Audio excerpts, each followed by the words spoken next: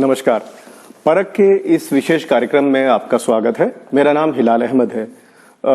ये मेरे लिए सम्मान की बात है कि मेरे दोस्त कमल नयन चौबे ने मुझे ये अवसर दिया कि इस विशेष परिचर्चा में मैं अपने सहयोगी और मेरे वरिष्ठ सहयोगी में कहना चाहिए कि एक बहुत महत्वपूर्ण किताब पर हम बात करें, और ये किताब है डीकोलोनाइजिंग थियरी थिंकिंग अक्रॉस ट्रेडिशन।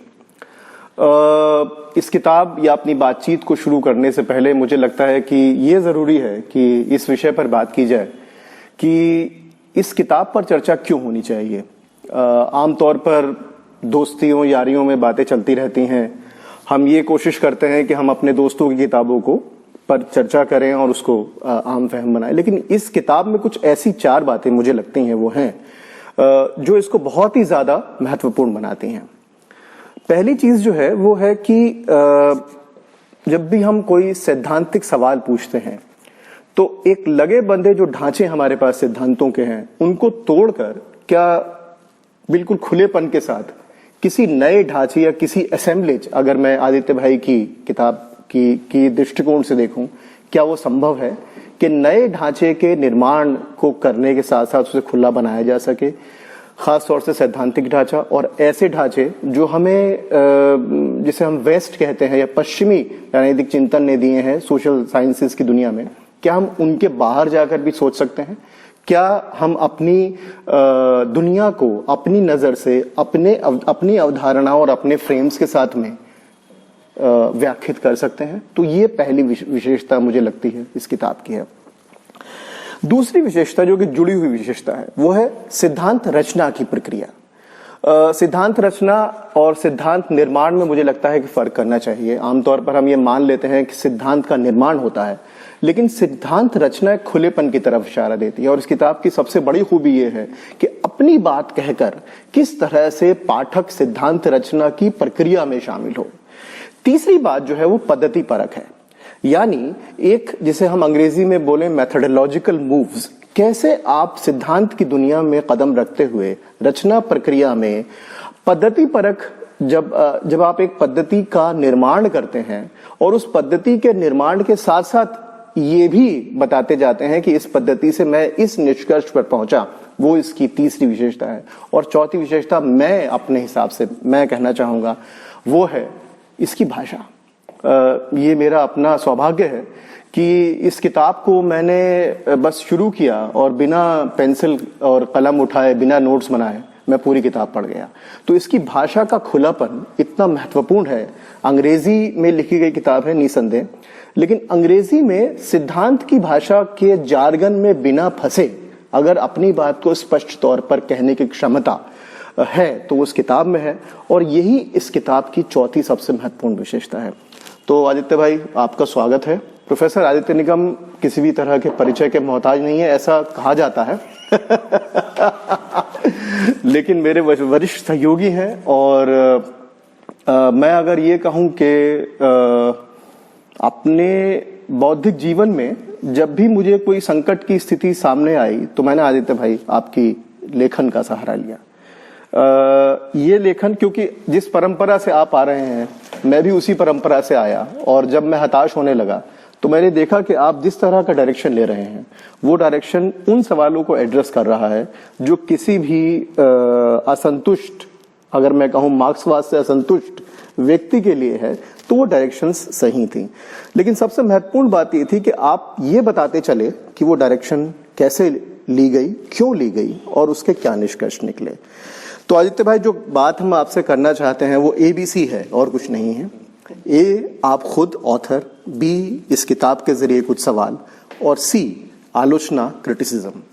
तो बातचीत की शुरुआत जो है वो ऑथर से होगी। आपकी राइटिंग्स में और आपकी किताबों में आपका एक्नॉलेजमेंट बहुत दिलचस्प होता है, और उस एक्नॉलेजमेंट में एक इतिहास रचना होती है आपकी अपनी बौद्धिक यात्रा की, और वो बौद्धिक यात्रा आपके एक्टिविस्ट जमाने से शुरू होती है, अक्सर आपके तकरीबन सभी किताबों में, और आप उस पर कोई शर्मसार नहीं है, लेकिन आप ये बताते हैं अक्सर कि वो प्रक्रिया कैसे शुरू हुई और वो कैसे गई।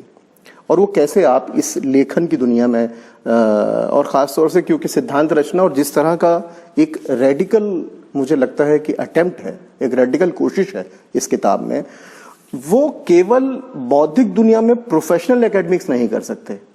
इसके अंदर कहीं ना कहीं पर वो जो आपका सेल्फ था, वो कहीं ना कहीं पर वो चुनौती देने वाला, वो व्यवस्था की चुनौती एक्टिविस्ट जमाने में हो सकती है, लेकिन यहां पर बौद्धिक चुनौती देना और बौद्धिक चुनौती को खुलेपन से देना, ये मुझे लगता है कि महत्वपूर्ण है। तो उससे पहला सवाल जो बनता है वो ये है कि जो कि मेरे हिसाब से बहुत महत्वपूर्ण बन जाता है कि सिद्धांत रचना का क्या महत्व है।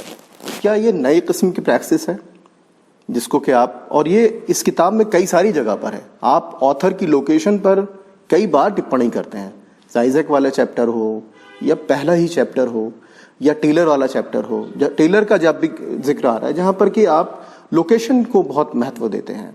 ये बात आप पर भी लागू होती है, आपकी भी एक लोकेशन है और ये आपकी ईमानदारी है कि आप उस लोकेशन का डिस्क्रिप्शन देते चले जा रहे हैं। तो ऑथर होने के नाते और जिस ट्रेडिशन से आप आ रहे हैं, जिस मार्क्सवादी परंपरा से आप आ रहे हैं, उसमें पहला महत्वपूर्ण सवाल ये उठता है कि ये अगर प्रैक्टिस है, लेखन अगर प्रैक्टिस है, तो इस सिद्धांत रचना की प्रक्रिया का आप क्या महत्व देखते हैं? एकेडमिक दुनिया में तो होगा ही, लेकिन बाहर की दुनिया में, क्योंकि हम सभी जानते हैं कि सिद्धांत की अपनी अपना एक सार्वजनिक जीवन भी होता है। तो उस संदर्भ में आदित्य निगम अपने सिद्धांत रचना को किस प्रैक्टिस से परिभाषित करेंगे? जी, शुक्रिया हिलाल। एक तो आपने जो परिचय के तौर पे जो बातें कही और जिस तरह से आपने किताब को पढ़ा, उस पे जो आपने अपना ख्याल रखे, तो मेरे लिए दरअसल बहुत खुशी की बात है कि इस लेवल का, इस स्तर का एंगेजमेंट आप उससे कर रहे हैं। ये जो सवाल आपने पूछा, ये दरअसल मेरे हिसाब से बुनियादी महत्व का सवाल है। मेरे लिए सिद्धांत कभी भी प्रोफेशनल फिलोसोफर्स का तक सीमित काम नहीं रहा। वो कह लीजिए मार्क्सवादी परंपरा, कह लीजिए कुछ भी, लेकिन दरअसल मुझे लगता है कि हम लोगों के लिए ये अस्तित्व का सवाल है। सिर्फ एकेडमिक पर्चा लिखना, पीयर रिव्यूड जर्नल में उसे छपवाना, ये उसका मकसद नहीं है। अगर बहुत छोटी सी मिसाल लूं तो अभी इस वक्त जो किसान आंदोलन चल रहा है, कृषि की दिशा क्या होगी, समाज की दिशा क्या होगी, क्या ये ज़रूरी है जो हमारी सरकार भी कह रही है और जो एक ज़माने में सारे न्यूलिबरल इकोनॉमिस्ट भी कहते थे कि भाई सारी दुनिया में ऐसे ही होता है, इसलिए यहाँ भी ऐसे ही होना है। सारी दुनिया में कृषि का खात्मा होकर उसकी जगह उद्योग बैठते हैं, औद्योगिकरण होता है, किसानी का खात्मा होता है और उसकी जगह पे शहरी सभ्यताएं विकसित होती हैं। तो ये एक तरह की रूढ़ विचार बन गया है और तकरीबन हमने इसे, जिसे वेद वाक्य कहते हैं ना हिंदू, मतलब वो मान लिया हमने कि इसमें कोई फेरबदल की गुंजाइश ही नहीं है। लेकिन यही मेरे लिए बुनियादी सवाल है। तो मैं अगर जिस विचार यात्रा की आप जिक्र कर रहे हैं इंट्रोडक्शन के एतबार से या उसके हवाले से, उसकी भी शुरुआत, ये सवाल जो है वो नर्मदा बचाओ आंदोलन और इन तमाम चीज़ों के साथ एक वैचारिक मुठभेड़ मार्क्सवाद से निकलते हुए सबसे पहला सवाल तो यही आया ना दिमाग में कि भाई क्या करें आप, मतलब आपने तो मान लिया था कि यही इस सीधी लकीर के मानिंद समाज का विकास होता है और अब पूंजीवाद है, इसके बाद समाजवाद होना है। वो समाजवाद भी नहीं रहा और पूंजीवाद भी जो है वो एक अलग शक्ल में, न्यूलिबरल शक्ल में आया सामने, लेकिन उसके खिलाफ जो आंदोलन उभर रहे हैं उनकी शक्ल बिल्कुल अलग थी। तो इस स्तर पे ये बुनियादी सवाल जो है ये अस्तित्व का सवाल, समाज के अस्तित्व का सवाल है। ये सिर्फ प्रोफेशनल एकेडमिक्स का नहीं है, लेकिन प्रोफेशनल एकेडमिक्स से इसका ताल्लुक बहुत ज़बरदस्त है, बहुत गहरा है क्योंकि हमारे यहाँ पे कुछ पतंगबाजी करने की आदत बहुत ज़्यादा होती है। हर कोई जो है वो ख्याल गोई करने में, जैसे अवैध हुए ख्याल गोई कहते हैं, वो करने में उस्ताद होते हैं लोग। तो ऐसे नहीं है। मतलब आप जब डिकोलोनाइजिंग की बात करते हैं तो डिकोलोनाइजिंग की माने क्या है, उसको किस तरह से हम समझते हैं, ये अपने आप में इसमें 20 तरह के मेथडोलॉजिकल सवाल जुड़े हुए हैं, 20 तरह के दार्शनिक सवाल जुड़े हुए हैं। अभी हमारे यहाँ पे एक फैशन और चल गया है, कुछ इस दौर की देन है कि सब, हमारे यहाँ से मैं हिंदुस्तान की बात कर रहा हूँ, कि इस दौर में बहुत सारे बुद्धिजीवियों ने डिकोलोनाइजिंग का इस तरह से इस्तेमाल करना शुरू किया जैसे कि अंग्रेज और या वेस्टर्न नॉलेज को खारिज करके वेदों में लौट जाइए तो आप डिकोलोनाइज हो जाएंगे। तो जाहिर है कि ये सारे सवाल बहुत पेचीदा सवाल हैं, जिनका कि एकेडमिक नॉलेज से, स्कॉलरशिप से, फिलॉसफी से, इन सारी चीज़ों से बहुत गहरा ताल्लुक है। तो दोनों के दरमियान जो बातचीत है, गुफ्तगू है, वो कैसे बने और उसके ज़रिए कैसे आप सिद्धांत रचना का सवाल सामने रखें, ये मेरी कोशिश थी बुनियादी तौर पर। लेकिन इसी से एक सवाल उभरता है वो ये कि, और वो थोड़ा सा क्रिटिकल हो जाता है, क्योंकि इसमें जो लोकेशन है, इंटेलेक्चुअल की लोकेशन, उस पर बहुत कई सारी जगह पर क्रिटिकल कमेंट्स हैं आपके किताब में। तो ये इसी तरह ये जो इंटेलेक्चुअल लोकेशन है, हमने ये किताब लिखी, ये किताब पढ़ी गई, ये किताब एकेडमिक दुनिया में आई है, इस किताब का अपना एक ऑडियंस है। लेकिन यही किताब का जो ऑडियंस जब बाहर बनेगा, जो आप कहने की कोशिश कर रहे हैं, जो मुझे नहीं लगता कि उसके ऊपर थोड़ा सा और मैं चाहूँगा कि आप उसको एलॉबरेट करें, कि जब कोई बाहर से, मतलब वो जो ये कहीं एक सीमित दुनिया है, जो एकेडमी की दुनिया है वो सीमित दुनिया है, और उस सीमित दुनिया के ऊपर भी अब सवाल उठने शुरू हो गए हैं कि आप जो है वो आर्म चेयर होते हैं, आप अपनी दुनिया में रहते हैं और आप कंटेंटेड हैं अपने जीवन में, आपको कोई बहुत समस्याएं नहीं हैं, आपको सैलरी मिल रही है एटसेट्रा। और जो दुनिया बदलने की जो लड़ाई है, या दुनिया जिस तरह बदल रही है, उसका एक एक्सप्लेनेशन है।